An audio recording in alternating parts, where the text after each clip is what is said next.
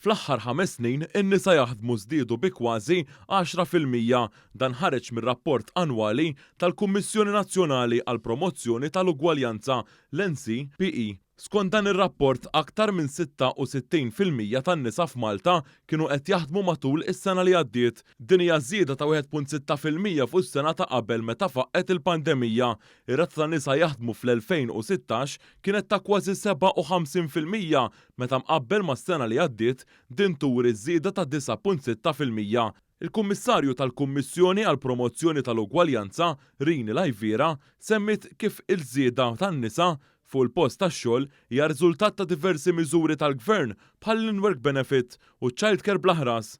Waqt il-konferenza annwali tal-NCPE, il-Ministru għall-Ugwaljanza Byron Camilleri u s-Segretarju Parlamentari fih dan l-istess Ministeru, Rebecca Buttigieg, semmew diversi inizjattivi li ħaq il-Gvern biex jissaħħu l-opportunitajiet indaqs għal kulħadd.